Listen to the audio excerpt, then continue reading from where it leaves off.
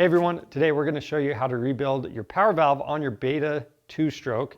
Now we've got the top end apart on our Beta 200RR. If you need to know how to get to this point, you're going to want to check out our top end video. And you know, this is an optional thing. Some people might just be putting a brand new piston in and throwing the cylinder back on. But if you want to get the most performance out of your machine, you want to make sure this is all clean. So we're going to take you through that process. Let's go ahead and get started. I'm going to lay it on its side. Got my 8mm T-handle. We're going to remove this cover. And if you clean all that carbon out, it's just going to make sure the bike runs right. Now on the other side, we're removing 2 screws using a 3 and 5mm Allen.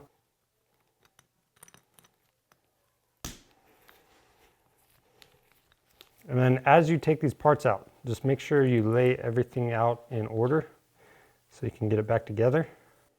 We're going to take this screw we previously removed. Going to thread that back into the booster, and that's going to allow us to pull that out. Now on the other side, this one's fallen out all on its own, but if you need help removing it, you can thread that other screw in to pull it out, and this pin is going to come with it. If it doesn't, you can use that 3mm Allen to push it through. Now back on this side of the cylinder, I am going to use that Allen, and we're pushing a second pin all the way through. You can see we have some carbon buildup on this one. And then as you remove the Allen, you can remove that power valve. Then from here, we're going to clean our parts up. So we're going to use an ultrasonic cleaner to do that for us. I'm not going to put the bearings in there, but if you don't have one of those, what you can do is either use some carbon remover, we've got some on our website, or you can use some oven cleaner. But if you use that, it's a little more aggressive and you don't want to leave that on aluminum for more than 10 or 15 minutes. So be really careful if you go that route. Also, we're not using any chemicals on the bearings or plastic covers. But again, just make sure you get all of the parts cleaned up. Once you have all of your parts cleaned up, you want to do a visual inspection and check for any damage. Now, for the boosters, we did remove the bearings from them. They just pull straight off. And they can be stuck on there just from exhaust carbon buildup.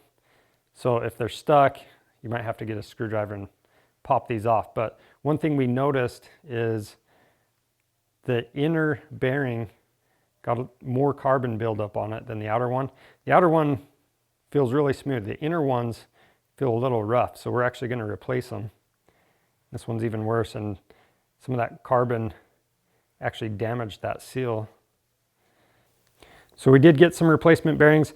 If you're wondering what bearing to get, these are the 6900 RS bearings. You can find these fairly inexpensive. So we'll go ahead and swap those.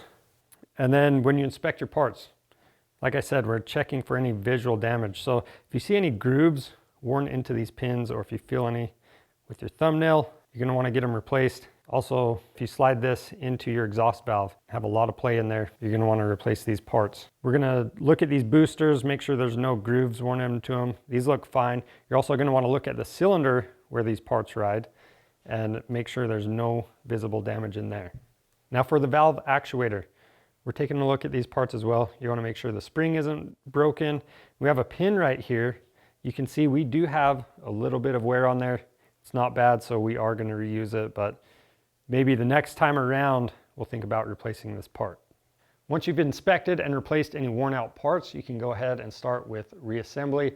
Now I am going to use a light oil on some of these parts as I go together. You don't have to do that. The exhaust will lube all this stuff eventually, but I want to prevent corrosion and have just a little bit of lube on there for the initial startup. So with all that being said, you do want to avoid a couple spots. So these boosters in the ends, they're going to have some bolts going in there with some Loctite on them.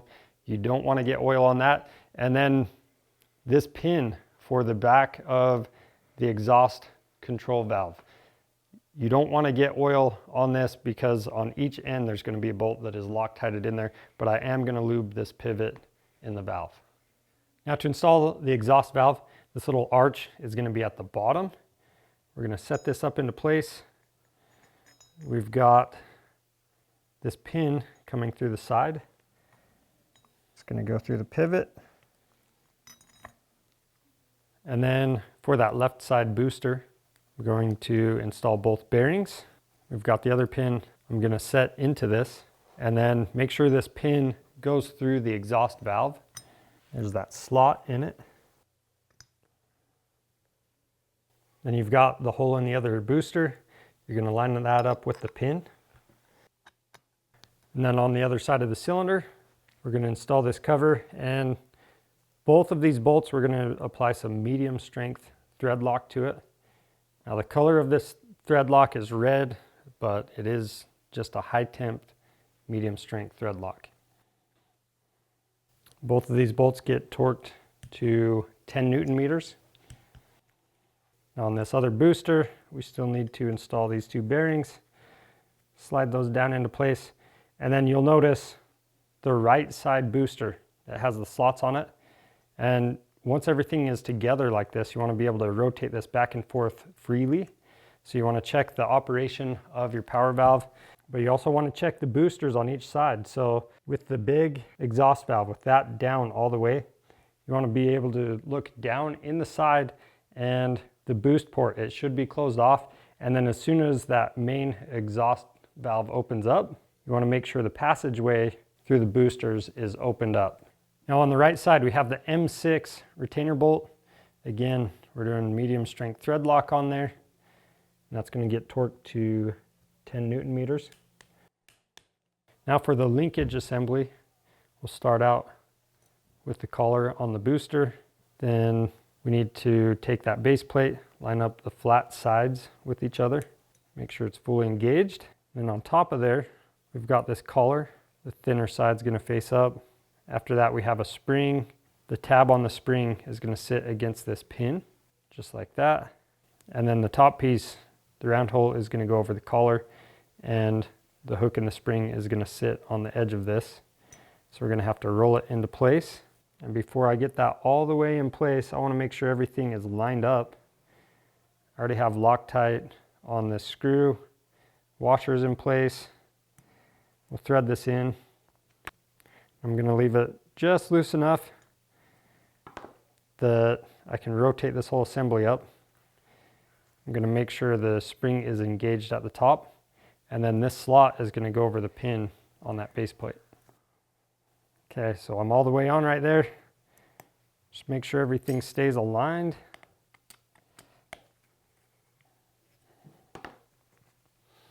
So now the check to make sure all of this is good is you're going to rotate this, make sure it goes freely, and then right at the top, this should spring back, just like that.